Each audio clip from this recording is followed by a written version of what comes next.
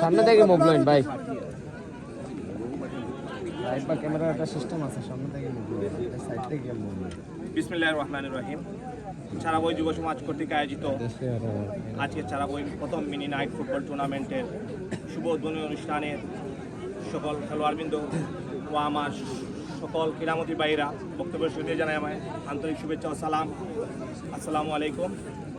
আসলে খেলাধুলা হচ্ছে একটা বিনোদনের মাধ্যম, আর খেলাধুলার মাধ্যমে আমরা যুব সমাজ মাদক থেকে দূরে রাখা সম্ভব।